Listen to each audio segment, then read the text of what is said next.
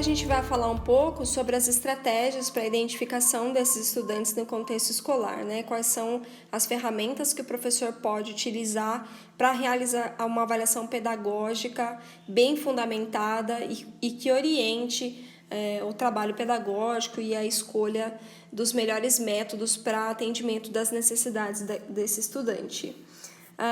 Então, como eu tinha falado no primeiro vídeo, existem dois tipos de superdotação, a acadêmica e a criativo-produtiva. A superdotação acadêmica é facilmente medida pelos testes de habilidade cognitiva. Esses estudantes demonstram aptidão em áreas que são valorizadas pela escola, sendo mais facilmente reconhecidas pelos professores. Então, são aqueles estudantes que costumam ir bem nas provas, costumam ir bem nos trabalhos, né? Eles costumam obter bons resultados, têm boas notas no boletim escolar. É um tipo de superdotação que permanece estável ao longo do tempo. Então, essas pessoas vão acumulando conhecimento com o passar dos anos escolares e elas tendem a cobrir o currículo escolar em níveis e ritmos mais avançados. É muito comum um superdotado acadêmico estar à frente dos seus colegas em relação aos conteúdos, principalmente nas áreas em que ele tem maior habilidade, né? Então, por exemplo, na matemática eu posso ter um estudante que está no 4º ano, mas que já consegue compreender os conceitos do currículo do 6º ano, por exemplo, da matemática, né? Então, isso pode acontecer. Para esses estudantes, as melhores estratégias são a compactação, o enriquecimento e a aceleração de estudos. E eu vou falar um pouco sobre essas estratégias no nosso próximo vídeo.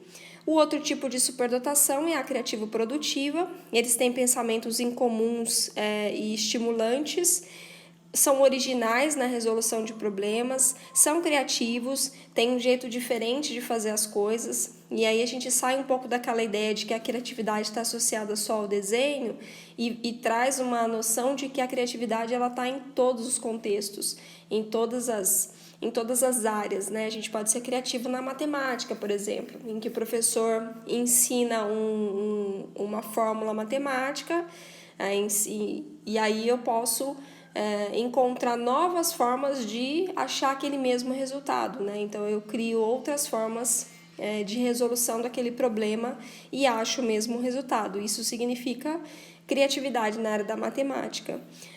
São pessoas que costumam fazer descobertas originais e importantes. Elas têm jeitos diferentes de resolver problemas. Muitas vezes a gente até pensa, né? Fala, nossa, por que eu não pensei nisso antes, né? É uma solução tão simples, mas que muitas vezes a gente não consegue achar esse tipo de resposta e essas pessoas têm uma facilidade maior para isso. É um tipo de inteligência camuflada na escola, porque esses alunos não necessariamente tiram boas notas. Essas pessoas são produtoras de conhecimento e muitas vezes essa habilidade acaba passando desapercebida ao longo da escola e ela aparece com maior evidência na vida adulta, né? na profissão que essa pessoa escolhe para exercer ao longo da vida adulta. E nesse caso, para eles, o enriquecimento curricular é a melhor estratégia. Então, alguns indicadores: vocabulário avançado para a idade série, riqueza de expressão, elaboração e fluência, que se referem à aprendizagem, necessita de pouca motivação externa para atividades que o agradam, que se refere à motivação. Muitas vezes essas pessoas têm uma motivação intrínseca, que é aquela motivação que vem de dentro, né? Eu faço alguma coisa porque eu gosto, porque me dá prazer, porque me dá satisfação. Então, eles têm essa motivação intrínseca mais elevada, né? E não precisam tanto de alguém motivando, não precisam da motivação externa, da motivação extrínseca.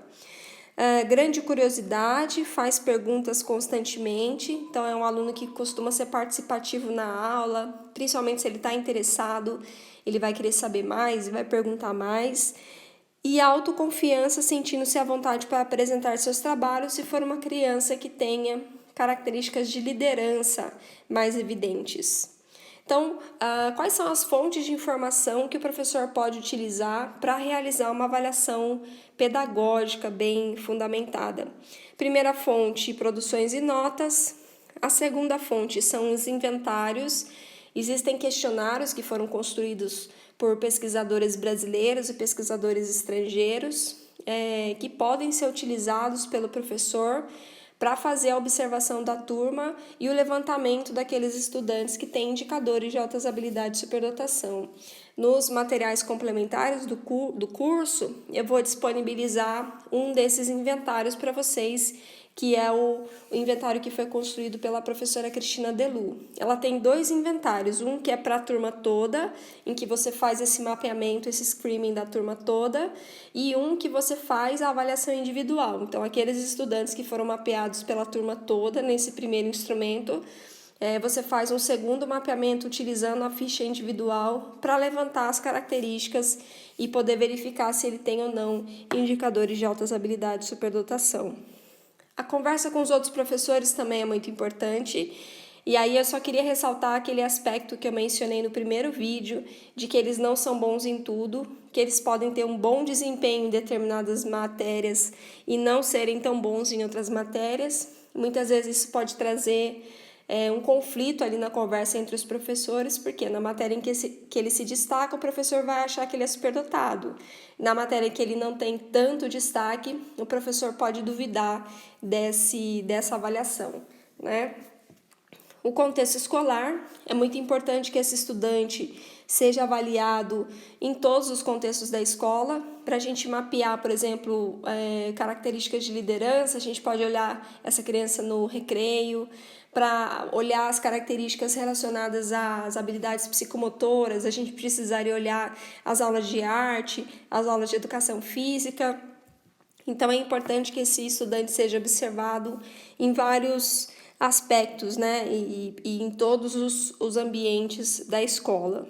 A informação dos colegas é muito importante.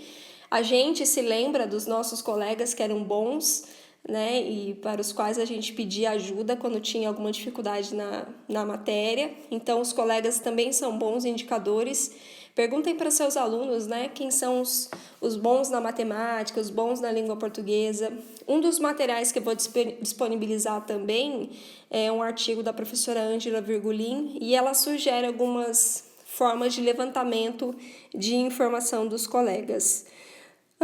A família precisa participar desse processo ativamente, desse processo de avaliação. Ela tem que ser chamada para uma conversa, para uma entrevista, e é muito comum a família trazer informações de que essa criança teve um desenvolvimento precoce em algumas áreas. Então, de repente, falou mais cedo, andou mais cedo, ou começou a ler muito cedo.